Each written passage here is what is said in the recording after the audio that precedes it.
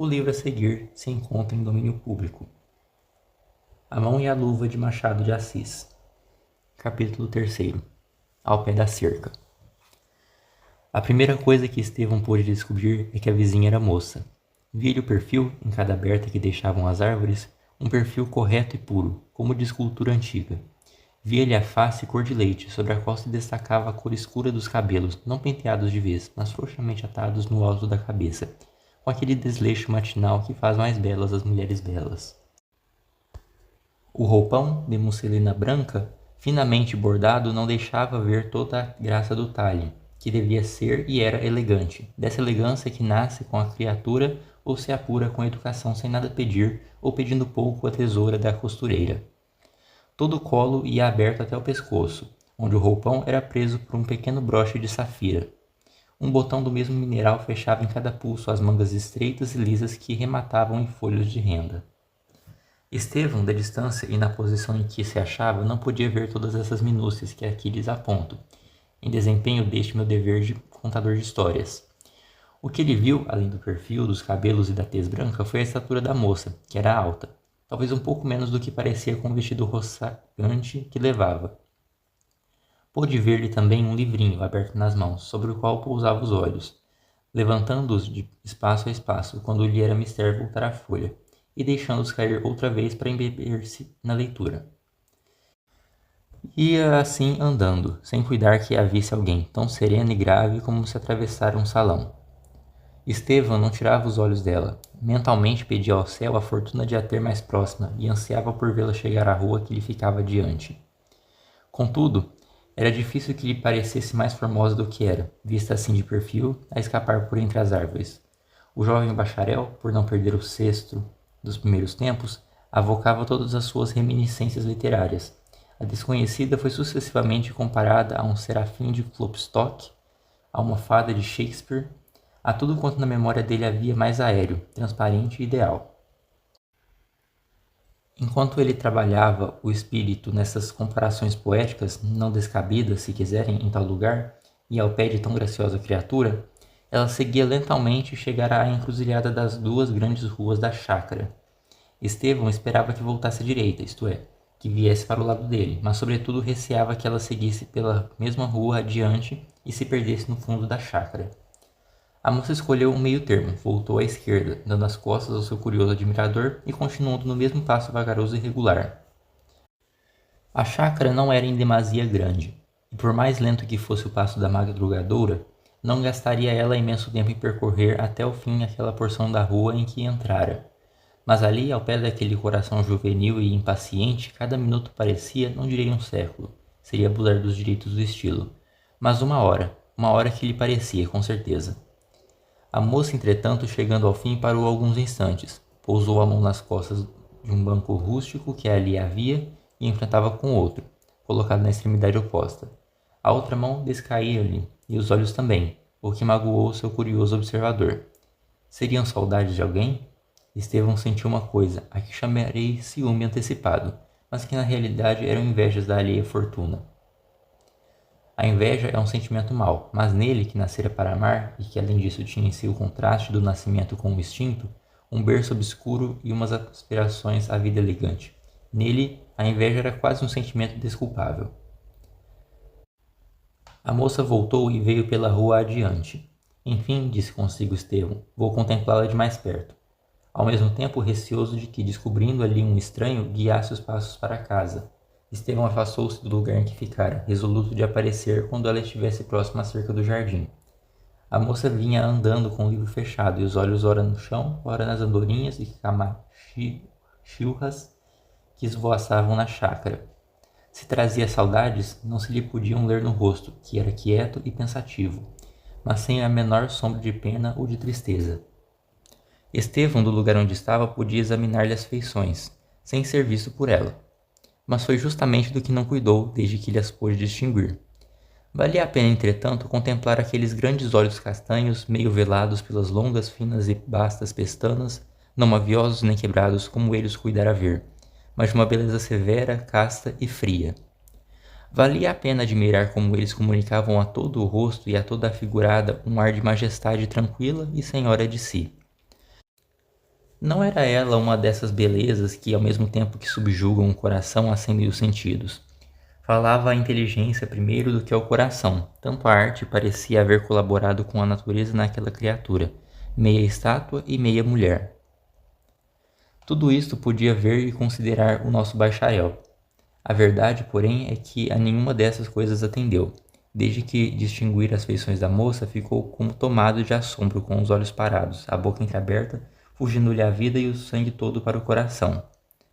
A moça chegara ao pé da cerca, esteve de pé algum tempo, olhou em derredor e por fim sentou-se no banco que ali havia, dando as costas para o jardim de Luís Alves.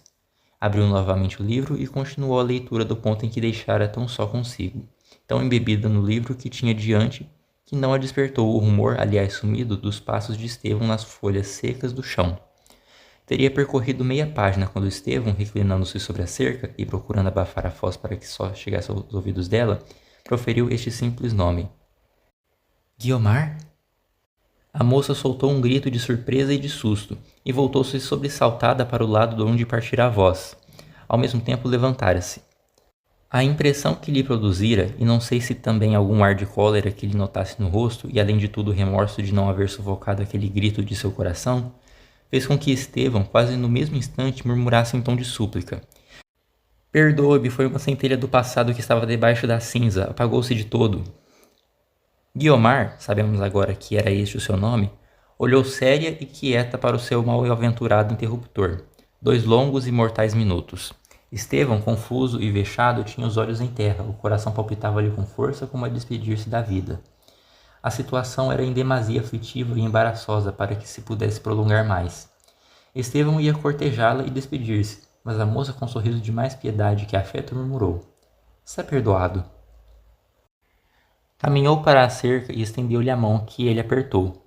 Apertou não é bem dito, em que ele apenas tocou, o mais cerimoniosamente que podia e devia naquela situação. E depois ficaram a olhar um para o outro, sem se atreverem a dizer nada, nem a sair dali a verem ambos o espectro do passado. Aquele tão amargo passado para um deles. Guiomar foi a primeira que rompeu o silêncio, fazendo Estevão uma pergunta natural, como não podia deixar de ser aquelas circunstâncias, mas ainda assim, ou por isso mesmo, a mais acerba que ele podia ouvir. Há 2 anos que não nos vemos, creio eu. Há 2 anos, murmurou Estevão, abafando um suspiro. Já está formado, não? Lembra-me de ter lido seu nome? Estou formado.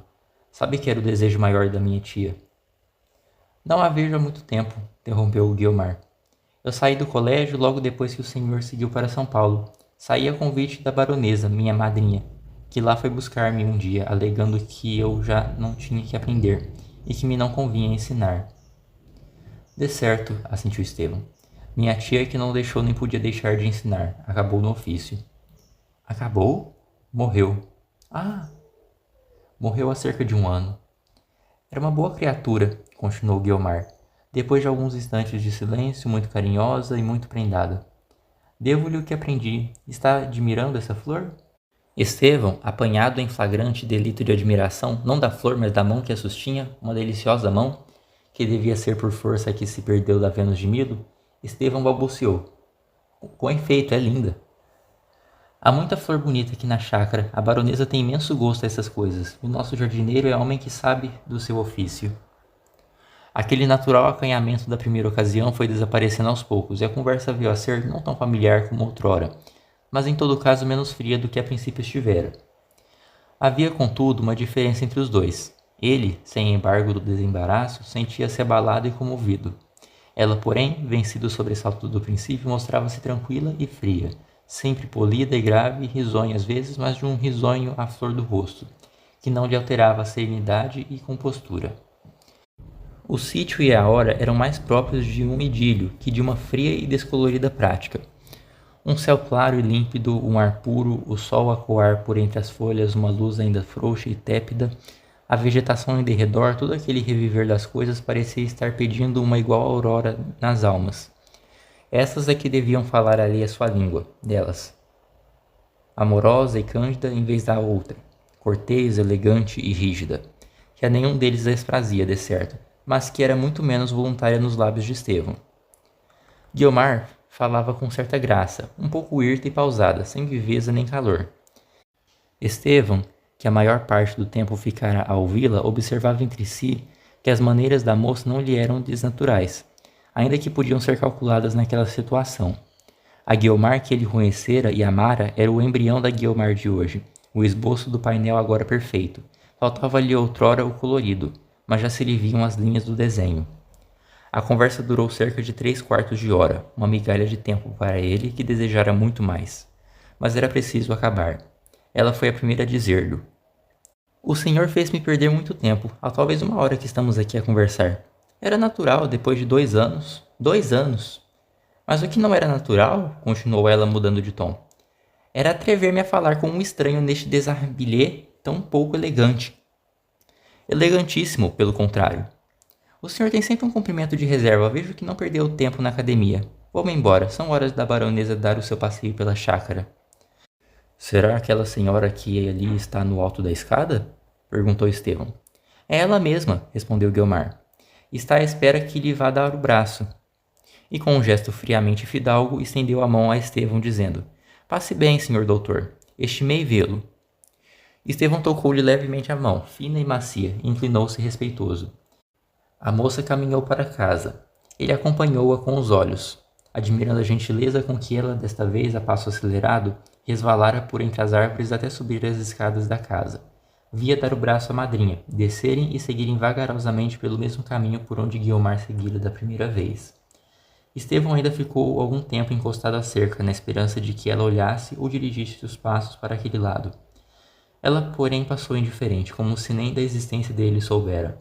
Estevão retirou-se dali cabisbaixo e triste, batido de contrários sentimentos, cheio de uma tristeza e de uma alegria que mal se combinavam. E por cima de tudo isso, o eco vago e surdo dessa interrogação: entro num drama ou saio de uma comédia? Capítulo 4. La tête anguise. Nota do narrador. La tête anguise é uma expressão latina de um verso de Virgílio, que completo é La tête anguise in herba, que significa a serpente esconde-se na erva. É uma alusão a perigos ocultos. Fim da nota do narrador.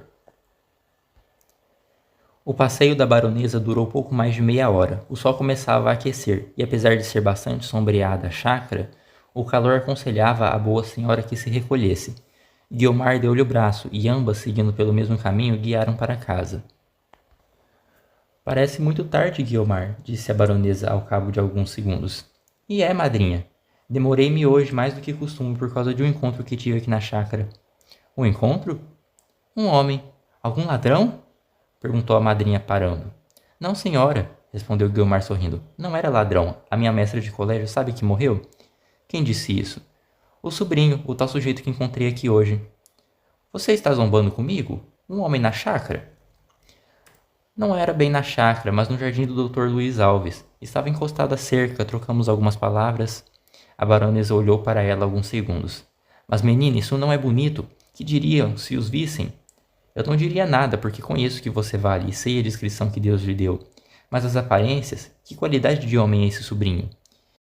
Interrompeu-as uma mulher de 44 a 45 anos, alta e magra, cabelo entre louro e branco, olhos azuis, asseadamente vestida, a senhora Oswald. Ou mais britanicamente, Mrs. Oswald, dama de companhia da baronesa desde alguns anos. Mrs. Oswald conhecera a baronesa em 1846. Viúva e sem família. Aceitou as propostas que esta lhe fez. Era uma mulher inteligente e sagaz, dotada de boa índole e serviçal. Antes da ida de Guiomar para a companhia da madrinha, era Mrs. Oswald a alma da casa. A presença de Guiomar, que a baronesa amava extremosamente, alterou um pouco a situação. "São 9 horas", disse de longe a baronesa. "Pensei que hoje não queriam voltar para casa. O calor está forte. E a senhora baronesa sabe que não é conveniente expor-se aos ardores do sol, sobretudo neste tempo de epidemias?" "Tens razão, Mrs. Oswald, mas Guiomar tardou hoje tanto em ir buscar-me que o passeio começou tarde." "Por que não me mandou chamar?" "Estava talvez a dormir ou entretida com o seu Walter Scott." "Milton", emendou gravemente a inglesa. "Esta manhã foi dedicada a Milton. Que imenso poeta, dona Guiomar." "Tamanho como este valor?" observou Guiomar sorrindo. "Apertemos o passo e lá dentro a ouviremos com melhor disposição." Foram as 3 andando, subiram a escada e entraram na sala de jantar, que era vasta com 6 janelas para a chácara. Dali seguiram uma saleta, onde a baronesa sentou-se na sua poltrona a esperar a hora do almoço. Guiomar saiu para ir cuidar da toilette, e a baronesa, que desde alguns minutos estivera cabisbaixa e pensativa, olhou fixamente para Mrs. Oswald, sem dizer palavra. Era ela uma senhora de 50 anos, refeita, vestida com este alinho e esmero da velhice, que é um resto da elegância da mocidade. Os cabelos, cor de prata fosca, emolduravam-lhe o rosto sereno, algum tanto arrugado, não por desgostos que não os tivera, mas pelos anos. Os olhos luziam de muita vida e eram a parte mais juvenil do rosto. Tendo casado cedo, coube-lhe a boa fortuna de ser igualmente feliz desde o dia do noivado até o da viuvez. A viuvez custara-lhe muito, mas já lá iam alguns anos, e da crua dor que tivera ficara-lhe agora a consolação da saudade. Chegue-se mais perto, preciso falar-lhe a sós, disse ela à inglesa, que se achava a alguns passos de distância. Mrs. Oswald foi até à porta espreitar se veria alguém e voltou a sentar-se ao pé da baronesa. A baronesa estava outra vez pensativa, com as mãos cruzadas no regaço e os olhos no chão. Estiveram as duas ali silenciosas alguns 2 ou 3 minutos. A baronesa despertou enfim das reflexões e voltou-se para a inglesa. Mrs. Oswald, disse ela, parece estar escrito que não serei completamente feliz. Nenhum sonho me falhou nunca. Este, porém, não passará de sonho, e era o mais belo da minha velhice. Mas por que desespera? Disse a inglesa. Tenha ânimo e tudo há de se arranjar. Pela minha parte, oxalá pudesse contribuir para a completa felicidade desta família, a quem devo tantos e tamanhos benefícios. Benefícios? E que outra coisa são os seus carinhos, a proteção que me tem dado a confiança? Está bom, interrompeu-lhe afetuosamente a baronesa. Falemos de outra coisa. Dela não é? Diz-me o coração que com alguma paciência tudo se alcançará. Todos os meios se hão de tentar. E todos eles são bons se trata de fazer a felicidade sua e dela. Bem está o que bem se acaba, disse um poeta nosso, homem de juízo. Por enquanto só vejo um obstáculo, a pouca disposição. Só esse? Que outro mais? Talvez outro, disse a baronesa baixando a voz.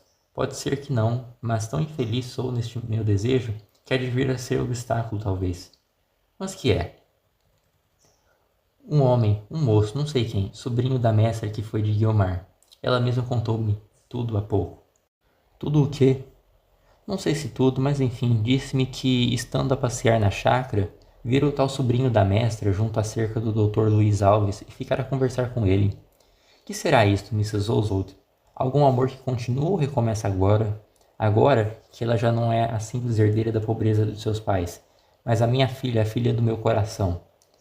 A comoção da baronesa ao proferir essas palavras era tal que Mrs. Oswald pegou-lhe afetuosamente das mãos e procurou confortá-la com outras palavras de esperança e confiança.